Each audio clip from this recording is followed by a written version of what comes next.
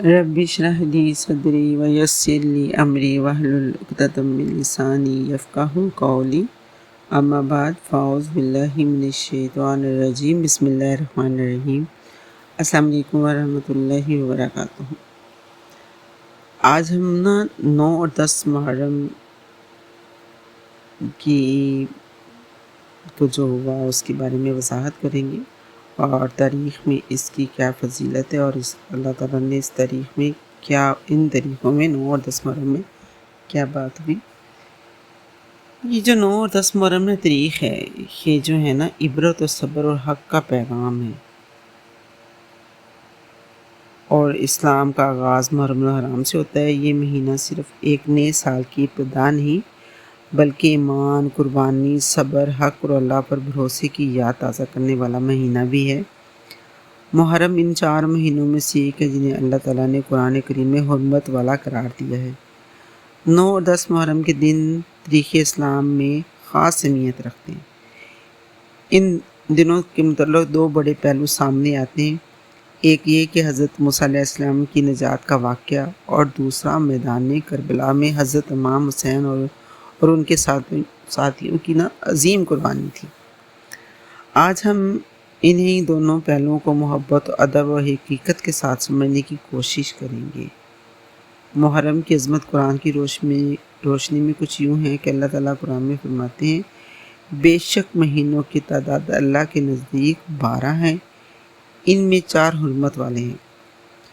یہ جو محرم الحرام انہی حرمت والے مہینوں میں شامل ہے۔ یہ جو محرم ہے مہینہ، یہ مہینہ ہمیں یاد دلاتا ہے کہ وقت بھی اللہ کی نشانی ہے، اور کچھ اوقات انسان کو اپنے اندر جھانکنے کے لیے دیے جاتے ہیں۔ جو انسان اپنا محاسبہ کرے، خود اپنے اندر جھانکے کہ وہ کیا کر رہا ہے۔ بس 10 محرم اور حضرت موسیٰ کی نجات تھی۔ وہ احادیث میں آتا ہے کہ جب نبی کریم صلی اللہ علیہ وآلہ وسلم مدینہ تشریف لائے تو آپ صلی اللہ علیہ وآلہ وسلم دیکھا یہود 10 محرم کا روزہ رکھتے ہیں۔ یہودی 10 محرم کا روزہ رکھتے ہیں، یہ فرض روزوں سے پہلے کی وہ روزہ رکھتے تھے۔ آپ صلی اللہ علیہ وآلہ وسلم نے دریافت فرمایا، یہ روزہ کیوں رکھتے ہیں؟ انہوں نے کہا، یہ وہ دن ہے جس دن اللہ تعالیٰ نے حضرت موسیٰ اور بنی اسرائیل کو فرعون سے نجات دی تھی۔ تو نبی کریم صلی اللہ علیہ وآلہ وسلم نے فرمایا، ہم موسیٰ کے زیادہ حقدار ہیں۔ پھر آپ صلی اللہ علیہ وآلہ وسلم نے اس دن کا روزہ رکھا اور دوسروں کو بھی اس کی ترغیب دی۔ یہ واقعہ ہمیں سکھاتا ہے، لیکن اللہ کے نبی نے کہا وہ ایک رکھتے ہیں، ہم 2 رکھیں گے۔ تو یہ واقعہ ہمیں یہ سکھاتا ہے کہ ظلم ہمیشہ باقی نہیں رہتا، اللہ اپنے بندوں کی ضرور مدد کرتا ہے۔ آزمائش کے بعد آسانی آتی ہی آتی ہے، قرآن میں ہر دفعہ یہ ہے، آزمائش کے بعد، مشکل کے بعد آسانی ہے، ایمان والے مایوس نہیں ہوتے۔ اور 9 اور 10 محرم کا روزہ کیوں ہے؟ نبی کریم صلی اللہ علیہ وآلہ وسلم نے فرمایا کہ اگر آئندہ سال زندہ رہا تو 9 محرم کا روزہ بھی رکھوں گا۔ علماء نے اس کی حکمت بیان کی ہے کہ اہل کتاب سے ظاہری فرق قائم رہے، یہودیوں نے جو کیا اس کے برابر نہ ہو، ہمارے فرق واضح رہے کہ ہمیں 2 روزے رکھتے، عبادت میں اضافہ ہو، عاشوراء کی فضیلت مزید حاصل ہو۔ اس لیے بہت سے اہل علم 9 اور 10 محرم یا 10 اور 11 محرم کا روزہ رکھنے کو بہتر قرار دیتے ہیں۔ اور دوسرا بڑا واقعہ کیا ہوا ہے 9 10 محرم کو؟ کربلا قربانی کی ایک روشن داستان ہے۔ اب آتے ہیں اس واقعے کی طرف جس نے تاریخ میں حق اور صبر کی مثال قائم کی۔ یہ واقعہ حضرت امام حسین کی عظیم قربانی کا ہے۔ اب نبی کریم صلی اللہ علیہ وآلہ وسلم کے نواسے تھے۔ رسول اللہ صلی اللہ علیہ وآلہ وسلم آپ سے بے حد محبت فرماتے تھے۔ جو کربلا کا پس منظر کیا ہے؟ رسول اللہ صلی اللہ علیہ وآلہ وسلم کے وصال کے بعد امت مختلف ادوار سے گزری۔ پھر ایک وقت آیا جب سیاسی اختلافات نے ایک حساس صورت اختیار کر لی۔ حضرت امام حسین نے اپنے لوگوں کے مطابق حق اور اصول کی حفاظت کے لیے اپنا موقف اختیار کیا۔ یہ معاملہ صرف اقتدار کا نہیں تھا بلکہ ذمہ داری، انصاف اور امت کی خیر خواہی سے جڑا ہوا تھا۔ کربلا کی جو زمین تھی، یہ وہ جگہ ہے جہاں محرم کے دنوں میں تاریخ کا ایک عظیم باب رقم ہوا۔ امام حسین نے اپنے اہل خانہ اور ساتھیوں کے ساتھ وہاں پہنچے۔ راستے آسان نہ تھے، حالات سخت تھے، بہت سخت ترین، لیکن جو دل اللہ سے جڑا ہو وہ حالات سے نہیں ڈرتا، نہ وہ ٹوٹتا ہے، وہ بس حق کی بات کرتا ہے، حق کے لیے چل پڑتا ہے۔ 9 محرم دعا، تیاری اور عبادت کی رات تھی۔ روایات میں آتا ہے کہ 9 محرم کی شام اور رات امام حسین نے اپنے ساتھیوں کے ساتھ عبادت، دعا اور قرآن پڑھ کے گزاری۔ وہ قرآن پڑھتے رہے 9 محرم کو، دعائیں مانگتے رہے اللہ تعالیٰ سے۔ انہوں نے اپنے ساتھیوں کو اختیار بھی دیا کہ اگر جانا چاہے تو جا سکتے ہیں، لیکن وفا کرنے والوں نے وفا کی مثال قائم کر دی۔ سبحان اللہ، کیا ہی بات ہے۔ یہ منظر ہمیں یہ سبق دیتا ہے، ایمان صرف زبان سے نہیں، کردار سے بھی ہے۔ مشکل وقت میں اثر رشتے سامنے آتے ہیں کہ وہ آپ کا ساتھ دیتے ہیں کہ آپ کو چھوڑ کے چلے جاتے ہیں۔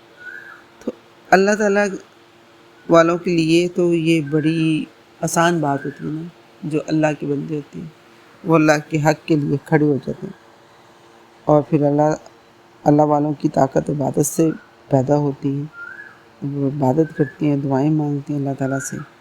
اور 10 محرم عاشورہ کا دن ہے۔ 10 محرم کا دن آیا تو امتحان سخت تھا، لیکن امام حسین اور ان کے ساتھی صابر قدر میں انہوں نے ہمیں یہ سبق دیا کہ حق پر قائم رہنا آسان نہیں ہے، لیکن عظمت اسی میں ہے اور اسی میں ہی آپ کی خیر ہے کہ آپ حق پر قائم رہیں۔ یہ دن ہمیں غم سے زیادہ شعور دیتا ہے۔ اس دن میں ہمیں غم سے زیادہ غور و فکر کرنی چاہیے، آنسو بہانے سے زیادہ ہمیں شعور اختیار کرنا چاہیے۔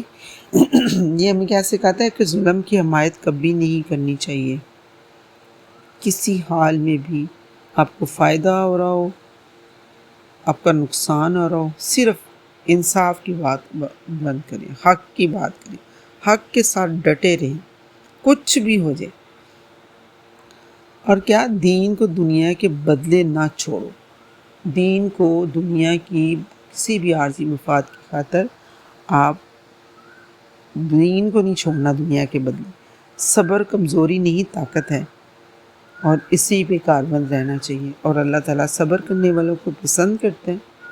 اور اللہ تعالیٰ نے دیکھی اتنی عظیم قربانی میں کتنے ابھی تک لوگ ان کو اسی احترام اور عزت سے یاد کرتے ہیں کہ حق کے ساتھ وہ ڈٹے رہے اور اللہ کی خاطر اپنی جانیں، اپنے پیاروں کو قربان کر دیں۔ امام حسین کا پیغام کیا تھا؟ حضرت امام حسین کی زندگی اور قربانی صرف ایک تاریخی واقعہ سمجھ لینا کافی نہیں ہونا چاہیے، ان کا پیغام آج بھی زندہ ہے۔ جب انسان سچ پر قائم رہتا ہے، جب وہ دین کو فائدے پر ترجیح دیتا ہے، دنیاوی فائدے پہ جب وہ دین کو ترجیح دیتا ہے، جب وہ مشکل میں بھی اللہ پر بھروسہ رکھتا ہے، ہر حال میں اسے اپنے رب پہ بھروسہ ہوتا ہے، تو وہ کربلا کے سبق کو زندہ کرتا ہے۔ تو ہم سوچیں، اپنا محاسبہ کریں کہ ہم کتنے دین کے ساتھ ہیں، ہم حق کے ساتھ کتنے ہیں، خود کے اندر جھانک کے دیکھیں کہ ہم حق کی بات کتنی کرتے ہیں۔ ہمیں محرم کیسے گزارنا چاہیے، یہ بھی ایک سوال ہے۔